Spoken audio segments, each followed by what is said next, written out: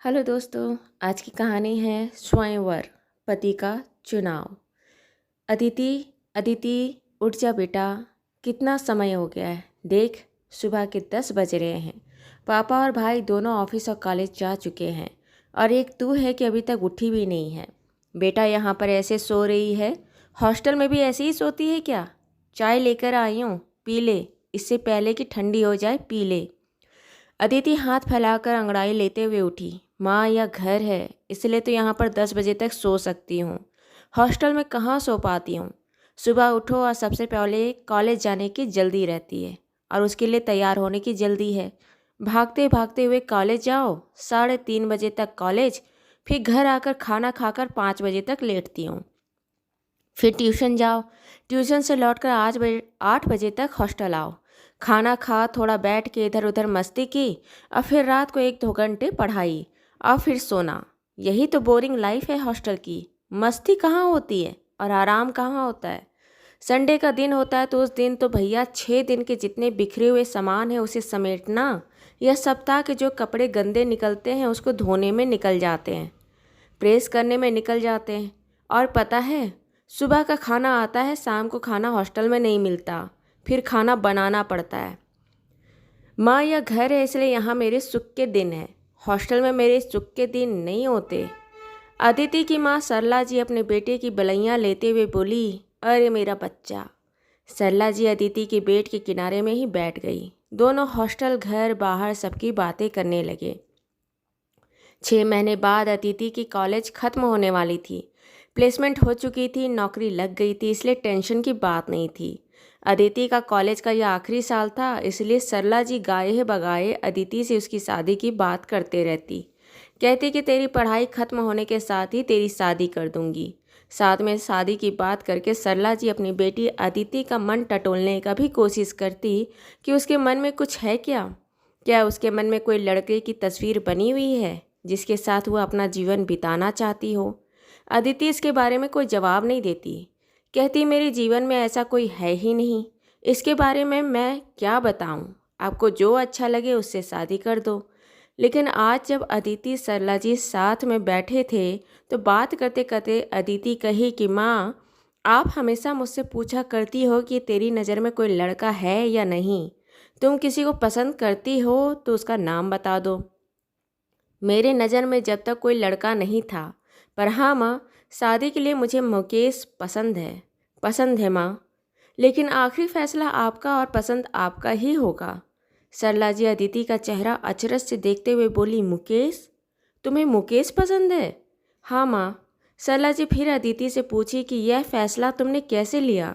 मुकेश और तुम तो बचपन के दोस्त हो, साथ में रहे, झगड़ा, खेलना, पीना सब साथ में किया। इतना समय होने तक भी तुमने कभी मुकेश का नाम नहीं ली और आज मुकेश के साथ शादी करने के लिए तैयार हो। क्यों? अचानक ऐसा फैसला कैसे की? और वह मुकुल भी तो तुम्हें पसंद करता है। जहाँ तक मैं जानती हूँ वह तुमसे शादी करना चाहता है ना? अदिति बोली, मुकुल और मुकेश दोनों मेरे बहुत अच्छे दोस्त हैं। मुकेश और मैं, हम दोनों तो बचपन के दोस्त हैं और जब मैं ग्रेजुएशन में एडमिशन ली थी तभी से मुकुल से मेरी दोस्ती है। मुकुल से दोस्ती हुए मुझे 5 साल हो गए और यह 5 साल में मैंने यह जाना कि वह भी बहुत अच्छा लड़का है और मुझे पसंद करता है। सरला जी बोली कि मैं जानती हूँ बेटा, मैं एक औरत हूँ और इतनी उम्र होने के बाद किसी की नज़रें उसका भाव देखकर समझ सकती हूँ कि उसके मन में क्या चल रहा है। मैं बहुत पहले ही समझ गई थी, इसलिए मैं तुमसे पूछी कि तुम्हारी नज़र में कोई लड़का है क्या, तुम्हें कोई पसंद है क्या। पर तुमने ये फैसला कैसे की कि तुम मुकेश को शादी के लिए अपने हमसफ़र के लिए चुनी? अदिति बोली, आपको याद है माँ, आज से 8 महीना पहले मुझे जॉन्डिस हो गया था। उस समय मैं हॉस्टल में ही थी और मैं जब आप लोगों को बताई थी तो आप और पापा दोनों मुझसे मिलने हॉस्टल आए थे। आप दोनों ने कितना कहा था कि चल बेटा घर चल, लेकिन मेरा एग्ज़ाम था और मैं एग्ज़ाम छोड़ना नहीं चाहती थी। तब आप लोगों के लाख कहने के बाद भी मैं हॉस्टल से घर नहीं आई। आप लोग बहुत परेशान थे कि जॉन्डिस जैसे हालात में मैं हॉस्टल में कैसे रहूँगी। आप लोग मुकुल और मुकेश दोनों से मिले और दोनों ने आप दोनों को आश्वस्त किया कि हम अदिति का ध्यान रख लेंगे, आप फिक्र ना करें और सही में माँ, आप जानते हो कि उन दोनों ने मेरा बहुत ध्यान रखा। मुकुल मेरे लिए घर से बिना तेल मसाले के खाना बनाकर लाता था और मुकेश मुझे डॉक्टर को दिखाने ले जाता, मुझे कॉलेज पहुंचाने और छोड़ने जाता, मेरे लिए दवाई और फल लाता। सरला जी पूछी, जब दोनों तुम्हारी बराबरी से परवाह करते थे, फिर तुमने चुनाव कैसे की? तुमने मुकेश को शादी के लिए क्यों चुना? अदिति बोली कि मुझे जॉन्डिस हो गया था। उसके 20-25 दिन बाद मुझे यूरिन इन्फेक्शन हो गया। यूरिन इन्फेक्शन होने के 5 दिन बाद एक सुबह मुझे चेहरे पर बहुत सारे बड़े बड़े धब्बे जैसे फफोले जैसे उठ गए। मैं डर गई कि ये क्या हो गया। मैं मुकेश को फ़ोन की। मुकेश को बोली कि मुकेश, मुझे डॉक्टर के पास जाना है, जल्दी आओ। मुकेश बोला कि मैं अभी शहर से बाहर हूँ, मैं शाम तक वापस आ पाऊँगा, मैं किसी और को भेजता हूँ। मैं बोली कि तुम रहने दो, मैं मुकुल को बुलाती हूँ। मैं मुकुल को फ़ोन की, बोली कि मुकुल, मुझे डॉक्टर के पास जाना है। मुकुल हॉस्टल के बाहर आया। मैं किसी तरह कपड़े बदलकर हॉस्टल के बाहर आई। मुकुल बाइक पर बैठा था। उसने जैसे मेरे चेहरे को देखा तो उसका मुंह सड़ा सा बना और कहा, छी, यह कैसा चेहरा हो गया है तेरा। उसके बाद फिर वह नॉर्मल हो गया। मुझे लेकर डॉक्टर के पास गया। डॉक्टर को दिखाया तो डॉक्टर ने कहा कि आपको मीजल्स हुआ है। डॉक्टर ने मुझे एक ब्लड टेस्ट करवाई, उसके बाद दवाई दिया। मैं हॉस्टल आ गई।